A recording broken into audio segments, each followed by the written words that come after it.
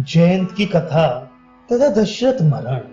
श्री शिव जी कहती थी, हे पार्वती, एक समय सीता की गोद में सिर रखकर राम को सोते देख इंद्र का पुत्र जयंत कौआ बनकर वहां गया और अपने नख तथा चोंच से बारंबार सीता के पांवों के लाल अंगूठे का मांस खाने की इच्छा से उसे विदीर्ण करने लगा। सीता ने पति की निंद्रा भंग हो जाने के भय से उसको नहीं हटाया। जागने के बाद राम ने सीता के अंगूठे को कौवे के द्वारा विदारित देखकर रक्त रंजित मुख वाले भागते हुए कौवे पर सीख का अस्त्र छोड़ा। ब्रह्मांड भर में उस अस्त्र के भय से जब किसी ने जयंत की रक्षा नहीं की, तब नारद के कहने पर वह राम की शरण में आया। उस समय क्षण भर में राम ने सीख के अस्त्र से जयंत की केवल एक आंख फोड़कर उसे जीवन दान दे दिया। इस प्रकार सबके प्रभु राम विविध लीलाएं करने लगे।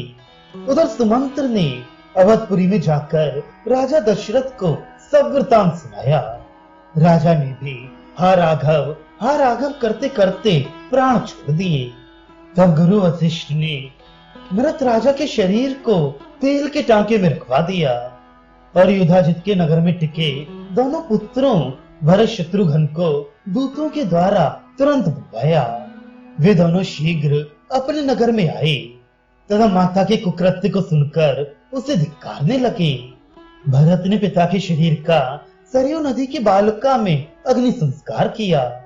वीर पुरुषों की माताएं स्वामी के साथ स्वर्गलोक को नहीं गईं।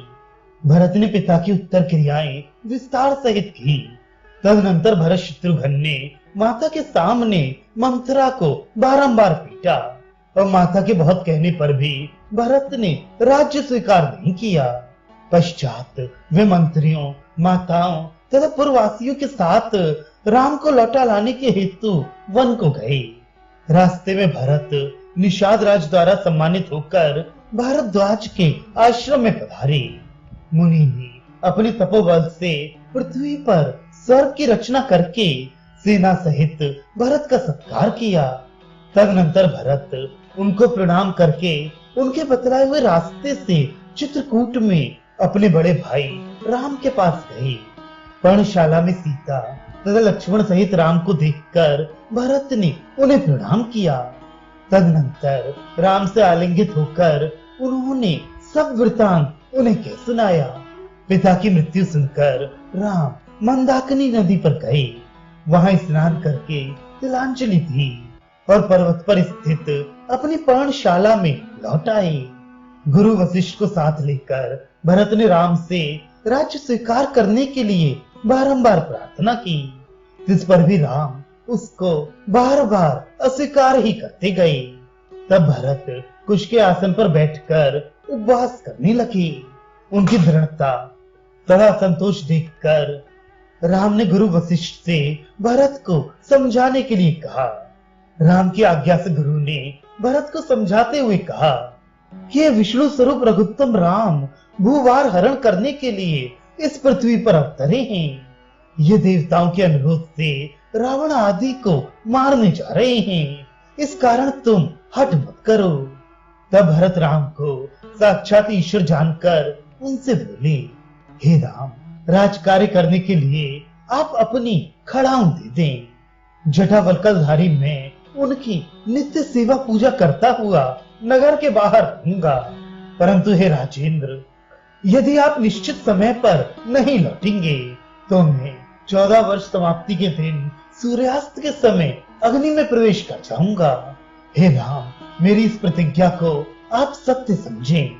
उनके इस वचन को सुनकर रघुत्तम राम ने तथास्तु कहा और राज्य के लिए अपनी पादुकाओं को उन्हें देकर उन्हें विदा किया। भरत ने उन रत्न भूषित पादुकाओं को लेकर माथे पर चढ़ाया और अपने आप को कृतकृत्य समझा। पश्चात रघुश्रेष्ठ राम को बारंबार प्रणाम करके परिक्रमा की और उनकी आज्ञा लेकर भरत माता और सेना के साथ तुरंत अयोध्या की ओर चल दिए। उस समय कैकेयी पुनः पुनः राम से प्रार्थना करने लगी, हे राम, हे पुरुषोत्तम, मैंने जो अपराध किया है उसे क्षमा कर दो। राम ने कहा, माता जी, तुम्हारा कोई अपराध नहीं है। मेरी इच्छा से ही सरस्वती ने मंथरा के वाक्य से तुमको मोहित कर दिया था। हे अम्ब, अब तुम सुखपूर्वक अयोध्या जाओ। मुझे तुम पर कुछ भी क्रोध नहीं है। ऐसा कहने के बाद कैकेयी राम के कथनानुसार भरत के साथ नगर को लौटी। भरत भी सहर्ष जिस मार्ग से आए थे उसी मार्ग से अपनी नगरी को लौट गए। वहां जा तथा सबको नगर में पहुंचाकर उन्होंने नंदीग्राम बसाया। वहीं भरत सिंहासन पर राम के दिव्य खड़ाऊ रख तथा फल मूल खाकर रहने लगे। राज्य के जो जो काम आते थे उन सबको भरत जी खड़ाऊ के सामने लाकर प्रतिदिन निवेदन कर दिया करते थे। इस प्रकार राम में मन लगाकर रात्रि दिवसों को गिनते हुए भरत साक्षात ब्रह्म मुनि की भांति समय व्यतीत करने लगे। उधर राम भी मुनियों से सत्कार प्राप्त करके सानंद चित्रकूट पर्वत पर रहने लगे। उस पवित्र तथा मनोहर वन में राम सीता के साथ क्रीड़ा करते थे। मेंसिल की सुंदर शिला पर चंदन आदि घिसकर राम सीता के मस्तक पर तिलक की रचना करते थे।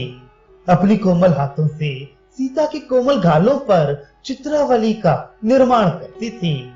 वृक्षों के कोमल कोमल लाल पत्तों और अनेक प्रकार के फूलों से सीता को सजाते थे। इस प्रकार क्रीड़ा करते हुए राम अपनी प्राण प्यारी पत्नी तथा अनुज लक्ष्मण के साथ सुखपूर्वक रहते थे।